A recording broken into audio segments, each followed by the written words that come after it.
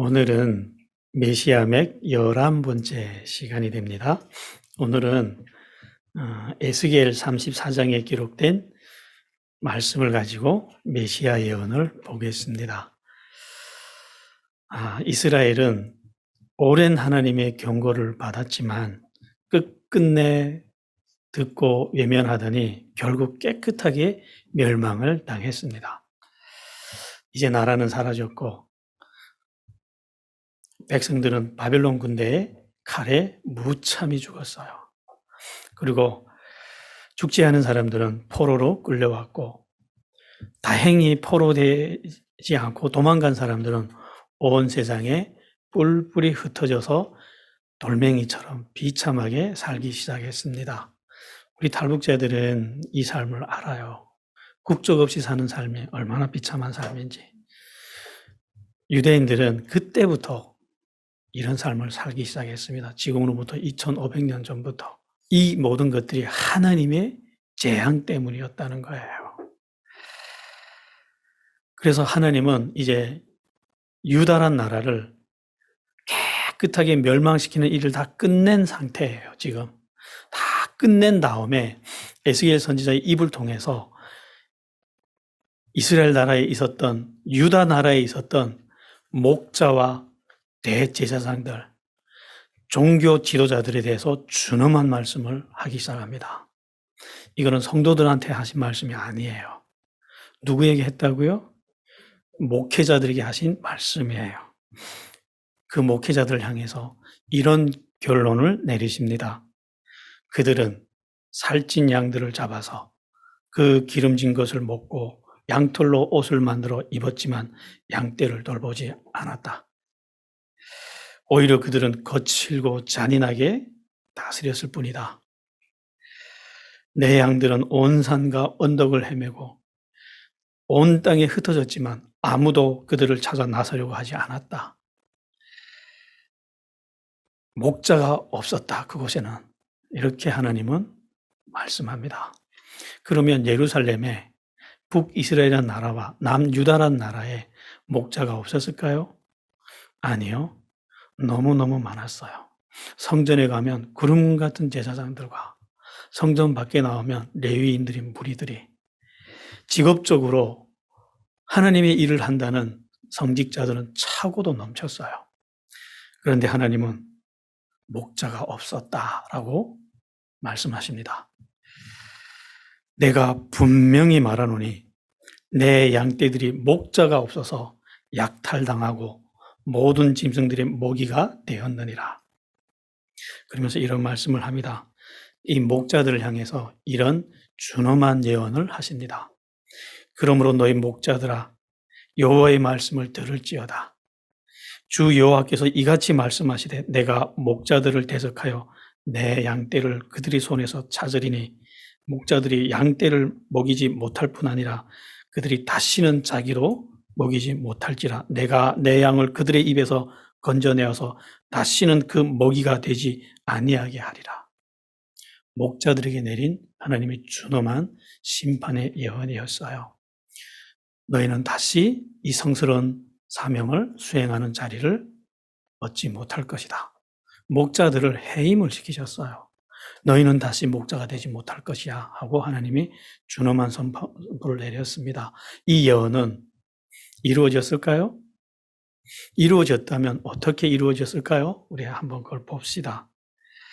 이스라엘 백성들은 지금 바벨론이란 나라에 다 포로되어 가서 있어요. 거기 가서 그들은 슬피슬피 울면서 왜 우리가 이렇게 되었는가 하고 한탄을 하기 시작했어요. 그럴 때 그들에게 나타난 선지자가 에스겔 선지자였어요. 에스겔 선지자는 그들에게 한 가지를 가르치기 시작했습니다. 우리가 왜 이렇게 되었는지, 하늘의 하나님이 만들어진 나라가, 그 자랑스러운 아브라함의 후손들이, 이 아름다운 나라가 왜 이렇게 깨끗이 멸망당했고 우리는 왜 이렇게 비참하게 포로로 끌려왔는지, 왜 우리가 이렇게 되었는지를 가르치기 시작했다는 거예요. 그것을 가르치기 위해서 에스겔 선지자와 이름 없는 하나님의 선지자들은 그들에게 성경을 가르치기 시작했어요. 모세오경을 가르치기 시작했습니다. 왜 모세오경을 가르쳤느냐? 모세오경에는 이들의 조상들, 출애굽 1세대들이 하나님 앞에서 얼마나 놀라운 언약을 맺었는지, 얼마나 아름답고 무거운 계약을 맺었는지를 자상히 적나라하게 기록이 되어 있기 때문이었어요. 이거를 가르치기 시작했다는 거예요. 그렇게 선지자들은 이스라엘을 재교육하는 일에 매달렸어요. 그것만이 살 길이라는 것을 선지자들은 알고 있었기 때문에 그랬어요. 당시 바벨론 국가의 국력은 엄청났어요. 지금의 미국을 능가하는, 당시에는 아무도 대적할 힘이 있는 나라가 없었어요. 그런 강대한 나라에 조그마한 소수민족이 멸망하고 포로로 끌려온 유대인들에게 해방돼서 돌아간다는 것은 불가능한 일이었어요. 하지만 선지자들은 그 길을 알고 있었어요. 그건 바로 하나님께로 돌아가는 것이었어요. 그것을 이해시키려면 레위기를 중심으로 한 모세오경을 가르쳐주는 것밖에는 다른 방법이 없었어요. 그래서 그것을 가르치기 시작했습니다. 원래 이 일은 누가 했어야만 했냐면 레위인들이, 대제사장들이 해야만 하는 일이었어요. 나라가 멸망당하기 전에 이 일을 했어야 했지만 그들은 이 일을 하지 않았어요. 그들은 하나님의 말씀을 팽개쳤고 가르치지 않았습니다. 덮어버렸고 하나님이 그들에게 주신 율법을 자기들이 기득권을 수호하는 종교법으로 바꿔버렸어요. 때문에 일반 백성들은 모세오경에 기록된 이 무거운 약속들, 민족이 하나님 앞에서 했던 이 약속을 알 길이 없었어요. 그래서 하나님이 북이스라엘을 멸망시키면서 호세아 선지자를 통해서 피 터지게 외쳤던 말씀이 있었어요. 내 백성이 지식이 없어서 망하는구나. 너희가 내 말씀을 버렸으니 나도 너희를 버리노라. 누구 책임이죠? 나라가 멸망한 1차적인 책임은 목자들에게 있었다는 거예요. 그들이 가르치지 않아서 백성이 타락에 타락을 거듭했고 그 타락이 쌓여서 결국 하나님이 이 나라를 멸망시킬 수밖에 없었다는 거예요. 이스라엘 백성들은 그 포로의 땅에서 이 말씀을 다시 읽고 배우기 시작했어요. 그러다가 그들은 신명기를 보면서 가능성을 발견했습니다. 신명기 30장 1절부터 9절에는 놀랍게도 너희가 언젠가는 결국 하나님을 거역해서 나라가 멸망당한다는 걸 모세 선지자가 예언을 해놨다는 거예요. 우리가 이렇게 포로가 되어서 끌려갈 걸 이미 예언이 되어 있었다는 거예요. 이미 1000년 전에. 그러나 그런 상황에서도 너희가 돌아오기만 한다면 벗어날 수 있다는 걸 이미 예언에 꼭 기록을 해놨다는 걸 그들은 이 책을 통해서 발견을 했습니다. 이 말씀을 읽고 이스라엘 백성들은 박차고 일어났어요. 다시 일어나기 시작했습니다. 사람들은 눈물로 참여하기 시작했습니다. 이제는 자기들이 무엇을 해야 되는지 분명히 알았거든요. 그것을 실행에 옮기기 시작했습니다. 철저한 회개운동을 하기 시작했습니다. 그리고 자기들이 계약의 말씀대로 살지 않아서 이렇게 됐으니 이제라도 회개하고 돌이키자고 그 대회개 운동이 일어나기 시작했습니다. 이건 누구 때문에 일어난 운동일까요? 선지자들, 종교 지도자들이 아니었어요. 선지자들은 나라가 망하기 전에는 책망과 멸망을 예언했다면 나라가 망한 다음에는 소망과 위로를 전하면서 다시 일어나자. 우리에게는 기회가 있어. 다시 일어나자고 결국 나라를 다시 살려낸 사람들이에요. 무슨 방법으로 살려냈느냐? 성경을 가르치는 일을 통해서, 재교육하는 일을 통해서 이 일을 이루어냈습니다. 이스라엘 백성들은 포로의 땅에서 말씀을 배우기 시작했고 이 말씀에 눈을 뜨기 시작했습니다. 그리고 한 가지 거대한 진리 하나를 깨달았습니다. 그들은 자기 민족의 1000년의 역사를 총알을 짓기 시작했어요. 왜 우리가 이렇게 됐느냐? 하나님이 만들어주신 빛나는 민족이, 이 빛나는 나라가 왜 이렇게 됐느냐? 말씀을 몰랐기 때문이다. 말씀을 배우지 않았기 때문이다. 이 파멸의 모든 근원은 말씀을 배우지 않았다는 걸 그들은 분명하게 깨달았어요. 그리고 그때부터 이들은 제사 드릴 장소를 찾은 것이 아니라 말씀을 공부할 회당을 짓기 시작합니다. 이 사람들이. 그리고 안식일만 되면 만사를 제치고 회당에 모여서 성경을 배우기 시작했어요. 그때부터 시작한 이 운동이 지금까지 이어지고 있습니다. 너무나도 뼈저리게 배워가지고 지금도 이것만은 손에서 놓지를 않아요. 그래서 유대인들은요, 외국에 나가도 5가정이 모이면 회당부터 만드는 민족이에요. 그런 민족이 하나 또 있죠. 어느 민족인지 아세요? 우리 민족이에요. 우리 민족이에요. 우리는 북한에서 왔고 우리는 이 질문을 만났죠. 북한이 왜 이렇게 됐느냐? 우리가 왜 이렇게 됐느냐? 우리가 바보여서 이렇게 됐느냐?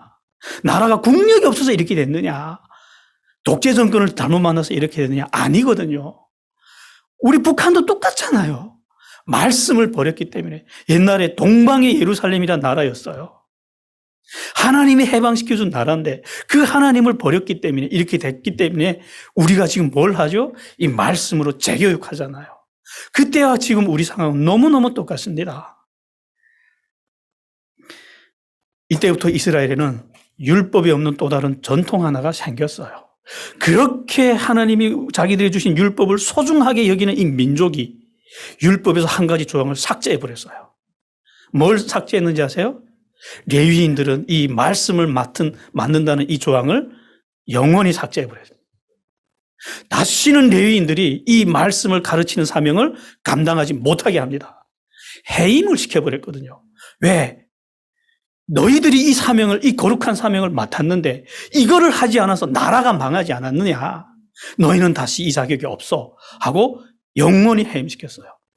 그리고 더 이상 혈통으로 목회자가 되는 그런 세상이 아니라 경건과 학문이 있는 사람은 누구나 다 될 수 있는 길을 만들어 놨어요. 그렇게 해서 나타난 사람들이 누군지 아세요? 랍비예요. 그렇게 해서 만들어진 것이 랍비 제도입니다.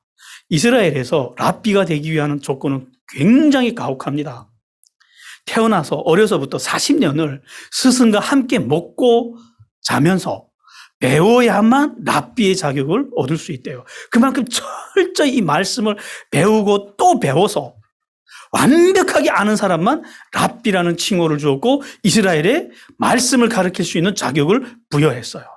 이때부터 랍비들은 온 힘을 다해서 민족을 교육하는 일에 매달렸습니다. 그때부터 이스라엘은 교육하는 일에는 목숨을 거는 민족이 됐어요. 그게 지금으로부터 2500년 전이에요. 그래서 이스라엘의 유명한 랍비들이 그렇게 많이 나오는 거예요. 유대인 철학자들이 그렇게 많이 나오고 유대인 과학자들이 그렇게 많이 나오는 거예요. 인류가 최근대사에 와서야 교육의 위대함을 발견했지만 그들은 몇 년 전에 발견했다고요? 2500년 전에. 그렇게 하나님의 이 예언은 이루어졌습니다. 레위인들은 더 이상 하나님의 말씀을 가르치는 성스러운 직업을 가질 수가 없게 되었어요. 지금도 레위인은 아니에요. 지식과 경건함으로 무장된 사람들만이 이 일을 감당할 수 있게 되었습니다. 다시 에스겔 34장으로 가겠습니다. 이 불의한 종교 지도자들에게 심판을 선언한 후에 하나님은 이런 예언을 하기 시작합니다. 내가 친히 이 양떼의 목자가 되어줄 것이다. 내가 그들을 좋은 풀밭에 기를 것이며 이스라엘의 높은 산에서 풀을 뜯게 할 것이다. 내가 잃어버린 사람들을 찾아 나설 것이며 길 잃은 사람들을 찾아올 것이다. 내가 상처 입은 사람들을 싸매어주고 약한 사람에게 힘을 북돋아 줄 것이다. 그때 내가 양떼들을 정의롭게 돌볼 것이다. 우리 오늘 같이 읽어볼까요? 에스겔서 34장 23, 24절 말씀.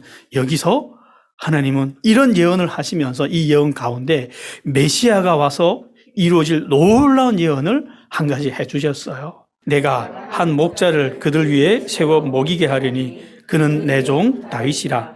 그가 그들을 먹이고 그들의 목자가 될지라. 나 여호와는 그들의 하나님이 되고 내 종 다윗은 그들 중에 왕이 되리라.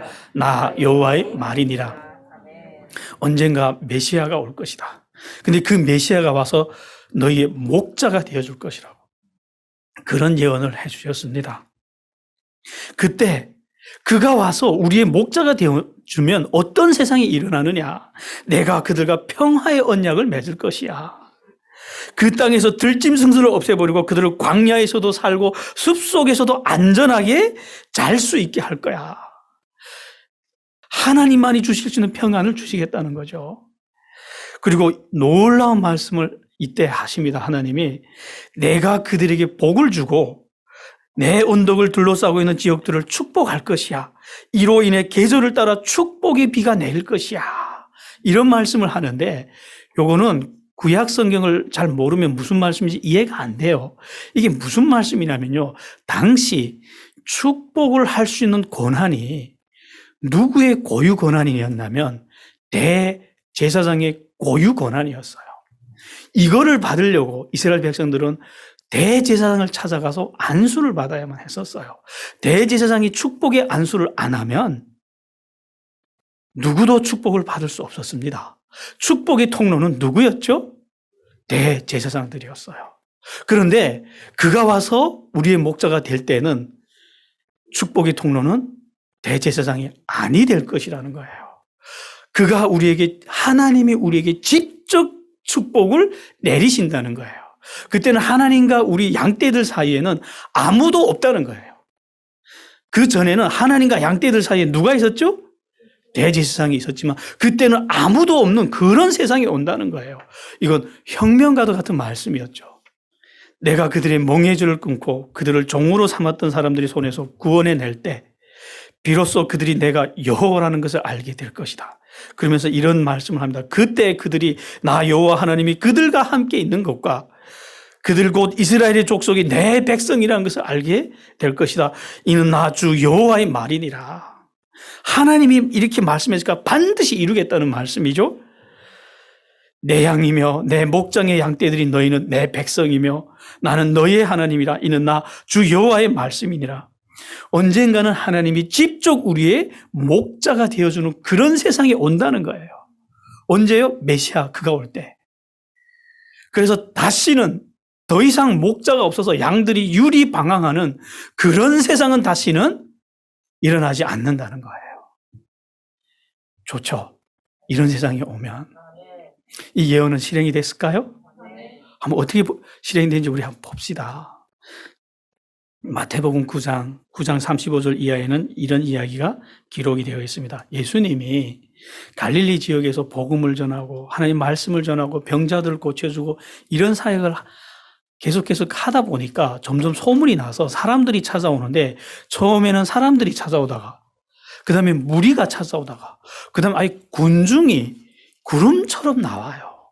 그걸 보고 예수님은 기뻐하셨을까요? 아니요. 기뻐하지 않았습니다. 9장 35절에 보면 예수님이 이런 말씀을 기록이 되어 있어요. 저들이 어디로 가야 할지 몰라 유리방황하고 고생하고 있는 이유는 목자 없는 양들과 같기 때문이라고. 예수님 당시 이스라엘에는 목자가 없었나요? 바리새인들과 사두개인들과 대제사장들이 그렇게 많았어요. 그런데 하나님은 당시를 향해서 목자가 없다. 이스라엘이 멸망할 당시와 똑같이 이 땅에는 목자가 없다 하고 말씀을 합니다. 그러면서 제자들 보고 이렇게 말씀하십니다. 추수할 것이 많다. 그러나 일꾼이 없다. 너희는 추수하는 주인에게 청하여 추수할 일꾼들을 보내어 주소서 하라.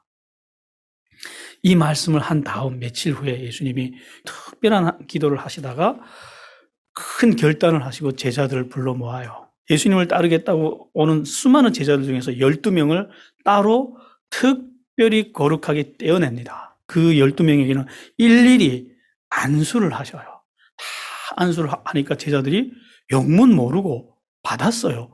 왜 이러실까 예수님이? 이러면서 다 안수를 받았더니 안수를 마치시고 이런 말씀을 하십니다. 나는 너희에게 모든 병자와 허약한 사람 그리고 귀신들을 쫓아내는 권세를 주었다. 너희는 이것을 가지고 이스라엘 백성들에게 가라. 하나님의 잃어버린 양들을 찾아서 가라. 가서 무슨 일을 하냐면 하나님의 나라가 가까이 왔다고 전해라. 그리고 병자를 고쳐주고 죽은 자를 살려내고 나병한 자를 깨끗이 하고 귀신들을 쫓아내라. 그리고 굉장히 충격적인 말씀을 하십니다. 이런 말씀을 해요. 가서 너희를 영접하는 자들에게 복을 빌어주어라. 저희가 복을 받게 될 것이다. 이런 말씀을 하셔요.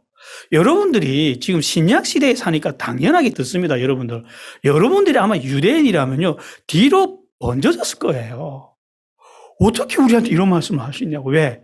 당시 복을 줄 수 있는 사람은 누구였죠? 왕 같은 대제사장들 뿐이었어요. 그런데 이제는 너희가 주어라. 그러면 너희가 축복하면 사람들이 받게 될 것이라고 예수님이 이렇게 말씀을 하십니다. 지금 축복권을 누구에게 줬죠? 제자들에게. 제자들은 나가서 했어요. 했는데 축복이 임했나요? 임했어요. 그들은 복음을 알아봤고요. 예수님을 영접하고 귀신들이 떠나가고 병자들이 낫고 그걸 제자들이 와서 보고를 했어요. 그러면서 그 이후 하나님의 자녀들만이 받을 수 있는 구원의 은혜, 인도하심, 보호하심 다 축복을 받고 사람들이 그렇게 기뻐한다고. 그런 사역 보고들을 합니다. 제자들은 예수님을 믿고 따랐다가 이런 놀라운 은혜를 입었어요. 그때부터 제자들을 통해서 축복이 이 땅에 임하기 시작했습니다. 제사장들은 어떻게 됐죠? 그러면 버림을 받았어요. 실제로 이 제사장들은 예루살렘 멸망과 함께 다 죽습니다. 이제 예수를 따라가는 사람들, 예수 믿음을 가지고 이 길을 가는 사람들은 더 이상 목자가 없어서 헤매는 일이 없어요. 그런 마음 아픈 일은 다시는 없을 거예요. 정말 예수 믿고 좁은 길을 걸어가는 사람들에게는 나는 교회가 없어서 갈 곳이 없어요 하는 일은 다시는 일어나지 않아요. 왠지 아세요? 우리의 목자는 이제부터 누구라고요? 예수님이기 때문에, 하나님이기 때문에 그분은 죽지도 않으시고 졸지도 않으시고 주무시지도 않고 우리와 함께 하시기 때문에 우리는 더 이상 목자가 없어서 유리방황하는 그런 세상은 다시 오지 않습니다. 이 예언은 그럼 이루어졌나요? 너무나도 완벽하게 이루어졌죠. 메시아는 목자로 왔어요. 그래서 요한복음 10장 14절에서 이런 말씀을 합니다. 예수님이 나는 선한 목자라. 나는 내 양을 안다. 내 양도 나를 안다. 또 나는 이 우리에 들지 않는 다른 양들도 있어서 내가 인도하여야 하리라. 그들도 내 음성을 듣고 한 무리가 될 거야. 그게 우리예요. 우리가 그 음성을 듣고 여기까지 왔잖아요. 예수님을 따라가십시오. 사람을 따라가지 마십시오. 누구 믿고 따라가죠? 예수님만 믿고 따라가세요. 그러면 실수하지 않아요. 내가 북한에서 산다 할지라도 예수님만 믿고 따라가면 더 이상 길을 잃을 염려는 없습니다. 우리 또 하나 볼까요? 다니엘서 2장 34, 35절 말씀입니다. 다시 시작. 또 왕이 보신 주 손대지 아니한 돌이 나와서 신상의 쇠와 진흙의 발을 쳐서 부서뜨리매 그때의 쇠와 진흙과 놋과 은과 금이 다 부서져 여름 타작마당이 겨울같이 되며 바람에 불려 간 곳이 없었고 우상을 친 돌은 태산을 이루어 온 세계에 가득하였나이다. 아멘. 이 말씀을 이해하려면 배경을 이해해야 됩니다. 이 말씀은 다니엘이라는 사람이 기록을 했습니다. 그런데 다니엘이라는 사람은 선지자예요. 어떤 선지자냐면 바벨론이라는 나라가 예루살렘에 와서 포로들을 잡아가요. 그때 제일 먼저 잡혀간 포로 중에 한 사람이었어요. 그런데 이분이 귀족 가문의 아들이었어요. 그래서 어려서부터 고급 교육을 받았고 머리가 굉장히 총명했어요. 그래서 바벨론에 끌려가서도 인재 양성 코스에 들어갑니다. 그래서 이 나라의 어려운 문제들을 해결하는 박사들의 무리에 들어가요. 그래서 특별히 왕이 주는 선물을 받아먹고 살면서 풍족하게 살면서 이렇게 지금으로 한 소위 엘리트 코스를 밟은 초엘리트 생활을 하고 있었어요. 그런데 하루는 이 바벨론 왕 느부갓네살 왕이 꿈을 꿔요, 자다가. 놀랍고 기이한 꿈을 꾸는데 깨나 보니까 이 꿈을 의미를 알 길이 없는 거예요. 그래서 이 나라의 박사들을 다 모아놓고 이렇게 말을 해요. 내가 꿈 하나를 꿨다. 이 꿈을 해몽하라. 그런데 자기가 무슨 꿈을 꿨는지 말을 안 해줘요. 무조건 이 꿈을 해몽하라는 거예요. 왜 이렇게 했냐면요. 이 바벨론 느부갓네살 왕도 굉장히 지혜로운 사람이에요. 박사가 1000명이라면 자기가 꾼 꿈을 얘기를 해주면 해석이 1000개 나옵니다. 그럼 어느 게 맞는지 거기서 진짜를 구별하는 일은 더 어렵습니다. 그래서 정말 꿈을 해몽하는 자라면 내가 꾼 꿈을 말하지 않아도 알아야 돼. 그렇게 알고 꿈을 해몽해야 그게 진짜 해몽이야. 맞거든요, 이게. 네가 꿈을 들여다본다면 그럼 내가 꾼 꿈도 들여다보고 해몽해. 그래서 박사들에게 명령을 내리고 이런 거 해석하라고 내가 이때까지 엄청난 돈을 들여서 너희들을 먹여 살렸으니까 이거 해석 못하면 너희 다 죽일 거야. 명령을 한 거예요. 그리고 시간을 줬어요. 근데 그 시간 안에 누가 이거 맞춥니까? 아니, 왕이 자다가 꾼 꿈을 누가 합니까? 어떻게 비슷하게라도 알아야 소설에도 쓰지. 다 박사들이 통탄을 하다 결국은 시간 돼서 못 맞히니까 다 죽여라 이렇게 된 거예요. 저것들은 다 거짓말쟁이고 쓸데없어. 키워봤자 쓸데없어. 다 죽여라 하고 박사들이 다 사형장으로 끌려나가요. 그때 다니엘이 한마디 해요. 시대장, 왕을 호위하는 호위 대장 중에 한 사람인 아리옥이라는 사람에게 이렇게 말을 해요. 왕의 명령이 왜 이렇게 급하냐. 다니엘은 처음부터 왕을 경외심을 가지고 대하지 않아요. 굉장히 평등하게 대해요. 자기하고. 왜? 다니엘이 자기 뒤에는 누가 있는지를 알거든요. 그래서 아리옥이 그래요.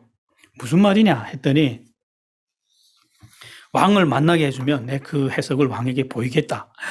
박사들이 다 뒤집어졌죠. 제발 저 변방에서 온 저 소수민족에서 온 저 사람이 해석을 해서 우리 좀 살려줬으면 좋겠다 하고 다들 다니엘만 쳐다보고 있어요. 그래서 사형이 중지됐어요. 그래서 그날 밤 다니엘이 하나님의 해몽을 듣고 이 말 한 게 아니에요. 그냥 믿음으로 한 거예요. 그리고 그날 저녁 하나님께 깊이 기도하다가 갑자기 하나님부터 은혜를 받고 찬양을 하는 거예요. 이런 찬양을 해요. 영원 무궁히 하나님의 이름을 찬송할 것은 지혜와 권능이 그에게 있음이로다. 뭔가를 받은 거예요. 그러니까 믿음으로 나가니까 하나님이 다니엘에게 이 꿈을 보여주시고 해석을 보여준 거예요. 그리고 다음날 왕 앞에 섰어요. 다니엘이 여기서 말 한마디 잘못하면 자기만 죽는 것이 아니라 이 박사들이, 온 나라 박사들이 다 죽고 박사들이 집은 거름더미로 만들어버리겠다고 왕이 명령한 상태입니다. 다니엘이 왕 앞에서 왕이 본 꿈을 이렇게 말을 해줘요. 왕이 보신 것은 박사나 술객들은 도저히 해명 못합니다. 왜냐? 이건 하늘의 하나님이 자신이 하실 일을 왕에게 보여주신 것이기 때문에 이 귀신들이 해석할 만한 그런 차원이 아닙니다. 그러면서 하늘의 하나님이 왕에게 그것을 보여주셨고 나에게 그 해석을 보여줬다고. 지혜는 나에게 있는 것이 아니라 하늘의 하나님께 있다고 내가 오늘 그것을 왕에게 보여주겠습니다 하고 조용히 왕이 본 꿈을 설명을 합니다. 이렇게 설명해요. 왕이 자다가 이런 걸 봤대요. 거대한 사람의 형상을 본 거예요. 근데 이게 신상이에요. 우상 덩어리예요. 근데 머리는 정금으로 만들어졌고 가슴과 양팔은 은으로 만들어져 있대요. 그리고 배와 넓적다리는 노수로 만들어져 있고 다리는 철이었고 발은 철과 진흙이 뒤섞인 그런 사람의 형상을 봤다는 거예요. 이게 얼마나 거대한지 사람을 압도하는 두려움을 주는 그렇게 거대한 형상을 봤다는 거예요. 이걸 쭉 말해주니까 왕이 기절을 해요. 자기가 본 거하고 너무 똑같으니까. 이야, 맞다. 그러면 네가 내가 본 꿈을 이렇게 정확히 봤으니까 너를 통해서 해석해 주는 거는 진짜 하나님이고 하나님이 주신 지혜 맞다 하고 다니엘의 말을 듣습니다. 그래서 다니엘이 이 꿈을 해석을 해 주는데 이런 해석을 해 줍니다. 지금 당시 바벨론이라는 국가는 정말 전성기가 최고조를 이룰 때였어요. 이 나라가 멸망한다는 건 아무도 상상하지 못할 때였어요. 그럴 때 다니엘이 이 꿈을 해몽하는데 이렇게 해몽을 합니다. 왕이 본 형상의 정금 머리는 바벨론 왕과 바벨론이라고. 그런데 이 나라가 멸망을 한다고. 영원하지 않을 거라고. 그리고 이 나라 뒤에 또 다른 큰 나라가 올 거라고. 그런데 그 나라도 영원하지 않다고. 그 나라도 또 멸망하고 그 뒤에 또 큰 나라가 온다고. 이렇게 해서 강대한 나라들이 열을 써서 이렇게 오고 또 오는데 마지막에는 하늘에서 사람의 손을 다듬지 않은 돌이 날아와서 이 신상에 발을 튀어서 부시는데 이 신상이 산산조각 먼지처럼 사라질 거라고. 그때 하나님이 영원한 나라 하나를 만들어낼 거라고. 이런 예언을 합니다. 이게 바벨론 왕 느부갓네살이 본 꿈이었고 다니엘이 해석한 예언이었어요. 그런데 이 예언대로 세계 역사는 그대로 흘러갔습니다. 이게 지금 얼마나 놀라운 예언인가 하면 실제로 바벨론이 멸망한 다음에 바벨론을 멸망시키고 일어난 나라가 페르시아였어요. 뒤에 페르시아, 다 나오거든요. 이 다니엘이 그런 나라 이름까지 다 말해줍니다. 페르시아가 일어났고 페르시아가 멸망한 다음에 알렉산더의 헬라라는 대제국이 일어납니다. 그리고 헬라가 멸망한 다음에 로마라는 대제국이 일어나요. 로마가 멸망한 다음에 지금의 유럽이 나타났어요. 정말 철과 진흙이 뒤섞인 것처럼 강대한 나라와 서로 인종이 다르고 강하고 약한 나라들이 막 뒤섞인 강대한 나라가 또 나타난 거예요. 그것이 현대 유럽입니다. 근데 그 발 부분을 이 돌 하나가 날아와서 쳐서 파한다는 거예요. 마지막 시대가 온 거죠, 지금은. 그러면 이 돌이 누구냐? 어느 나라냐 하는 거예요. 지금까지 다니엘이 예언했던 모든 나라들은 다 역사상 나타났다가 사라졌어요, 실제. 그럼 이 돌이 어느 나라냐? 성경은 처음부터 마지막까지 하나의 돌의 이미지를 보여줘요. 예수님이 또 다른 이미지는 반석이었어요. 이스라엘 백성들을 늘 따라다니는 반석이 있었고 이 반석은 하나님이시라고 예수 그리스도라고 성경은 계속 우리에게 말씀해 줍니다. 실제로 예수님이 와서 이 땅에 사람으로 와서 떠나간 다음에 이게 다 뭘 남기고 갔냐면 하나님의 나라를 만들어 놓고 갔어요. 그때 예수님이 만든 하나님의 나라는 조그맣게 시작했어요. 정말 미약한 12명의 제자들부터 시작합니다. 시작하면서부터 참혹한 핍박과 공격을 받았어요. 그런데 놀랍게도 이 나라는 단 한 번도 멸망하지 않았어요. 그때부터 2000년 동안 계속해서 승승장구를 하면서 물이 바다를 덮은 것처럼 온 세상을 뒤덮었습니다. 앞으로는 어떻게 될까요? 이 나라는 멸망할까요? 아니요. 이 나라가 멸망하지 않아요. 미국도 멸망할 거예요. 중국도 언젠가는 끝날 거예요. 이 세상 모든 나라는 다 끝이 날 거예요. 그러나 결국 마지막에 남는 나라는 예수님이 만든 나라일 거예요. 그걸 요한계시록이 우리에게 보여줬어요. 예수님이 다시 오실 때 예수님이 의해서 만들어진 그 나라 앞에서 이 세상 모든 나라는 다 멸망하고 사라진다고. 이때가 있었던 하늘과 땅도 사라진다고. 그리고 새 하늘과 새 땅 안에서 우리는 영원히 구분하고 같이 살게 될 거라고. 아직도 하나님의 나라에 들어가는 걸 주저하겠습니까? 미국 가는 것보다, 미국 시민이 되는 것보다 그 나라의 시민이 되는 것이 훨씬 좋습니다. 그런데 느부갓네살 왕이 이 형상을 보기 이미 500년 전에 이 꿈은 현실에서 나타난 적이 있어요. 어디서 나타난지 아세요? 다윗. 어느 날 이스라엘 백성들 앞에 느부갓네살 왕이 본 형상하고 똑같은 사람이 나타났어요. 거대한 인간이 나타나서 이렇게 말을 합니다. 나하고 붙어 싸워. 너희가 지면 너희가 영원히 우리의 종이 되고. 붙자는 거예요. 이스라엘은 이사를 이길 자가 한 명도 없었어요. 그때 다윗이 만군의 여호와의 이름으로 나가요. 그리고 다윗이 무엇으로 싸워 이겼는지 아세요? 돌 하나가 날아가서 이 오만한 형상을 손쉽게 그냥 죽여버려요. 머리에 정통으로 맞아서 그는 거꾸러집니다. 그리고 이스라엘은 구원을 얻어요. 하나님이 태초에 이미 예언을 하셨죠. 여인이 후손이 와서 내 머리를 깨뜨린다는 예언을 하셨죠.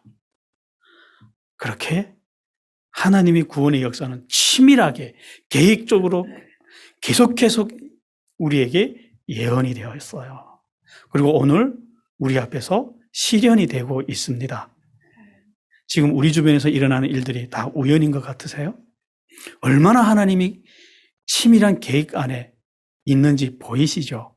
태초부터 계획한 그 시간표대로 철저히 진행해 나가고 있다고 합니다.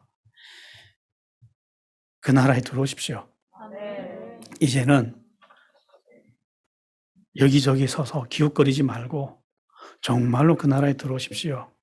이 세상이 주는 부귀영화에 마음을 뺏기지 마시고 가난해도 좀 어려워도 그 나라에 들어와서 사십시오.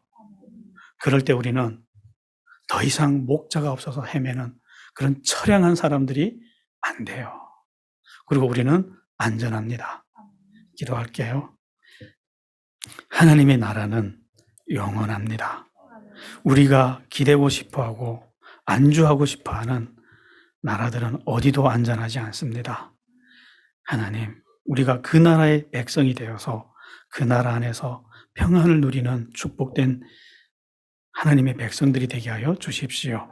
예수님 이름으로 기도했습니다.